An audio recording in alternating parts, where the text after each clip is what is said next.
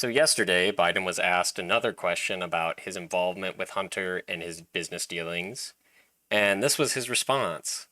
President Biden, how involved were you in your son's Chinese shakedown text message? Were you sitting there? Were you involved? No, I wasn't, and I don't. Were you? No. Now, that's a very aggressive and emotional response to a simple question asked by a reporter about very topical information, something the American people would really like to know about. But the way he dismisses the question doesn't really seem to indicate his detachment from the accusations.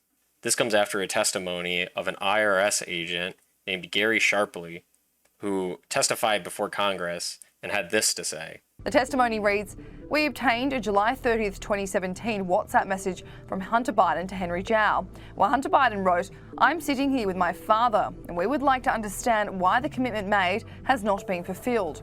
Tell the director that I would like to resolve this now before it gets out of hand, and now means tonight. And Z, if I get a call or text from anyone involved in this other than you, Zhang, or the chairman, I will make certain that between the man sitting next to me and every person he knows and my ability to forever hold a grudge, that you will regret not following my direction. I'm sitting here waiting for the call with my father.' Communications like these made it clear we needed to search the guest house at Biden's Delaware residence where Hunter Biden stayed for a time." Now, that's not the first piece of information that has come out that has suggested that Hunter Biden and Joe Biden were corroborating on Hunter Biden's business dealings, even though Joe Biden has repeatedly denied that he has ever been involved. In July last year, a voicemail was leaked by the Daily Mail that cast further doubt on Joe Biden's narrative that he's never even spoken to his son about his overseas business deals. Because this voicemail sees the now president calling Hunter to tell him he thinks he's clear in relation to a New York Times article about to drop. Hey, pal, it's Dad. It's 8:15 on Wednesday night. If you get a chance, give me a call. Nothing urgent. Just want to talk to you. I thought the article, at least the thing online, it's going to be printed tomorrow in the Times, was good. I think it's clear. And anyway, if you get a chance, give me a call. I love it. And Biden has repeatedly said that Hunter has never even told him about any of his business dealings, and the topic has never been discussed, which I think is untrue. And most people seem to agree that there is some connection here. And the fact that our government, our investigative branches, seem to have no interest in looking into this is disgusting, but it's frankly not surprising. I, along with most Americans, seem to have lost faith in most of our institutions, especially those that are responsible for prosecuting high-profile criminals.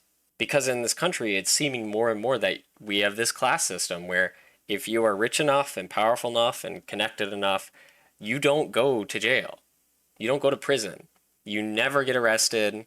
Nothing ever happens. Worst case scenario, you pay a fine or get charged with a misdemeanor. It's very, very, very rare that you ever see a politician or any of their connected family members actually go to prison for a felony. And you can see in the most recent case with Hunter Biden, who had charges that should have been felonies that were charged as misdemeanors and was given a deferment program. And the really shameful thing is that they don't even think people notice. I don't know if they are bragging about it. I don't know if they genuinely think the American people are that stupid that they can just wave it out in the open, all their crimes, and then proceed to not prosecute anyone who commits them. They think that the American citizens, that you will not get upset or even notice. You'll never take action, and they can just keep doing it forever and ever. And the corruption will only grow. We'll see as more information comes out about this, if there's enough of a strong connection, and if someone in Congress is genuinely willing to listen to this information and try to do something about it. But my hopes sadly aren't too high.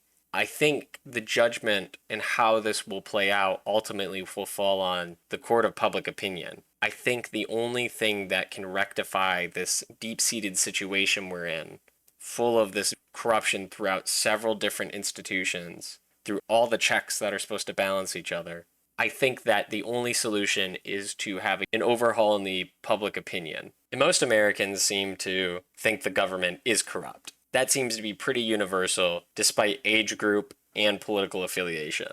But the sad thing is, even when people acknowledge that reality, it's still hard for any politician to be punished, no matter how blatant their crimes are. And in this case, we've seen the crimes of Hunter Biden, and we're just waiting for the connection to Joe Biden. Will it come out? Is it true? These are all good questions, and they'll only be answered if somebody looks into them, if somebody actually investigates this, and if somebody's willing to platform the people who do. So let's continue to spread the message, let's continue to ask questions, and let's continue to seek out the truth for the sake of our government and for the sake of our people. Now that you've heard what I think, please let me know what you think down in the comments below.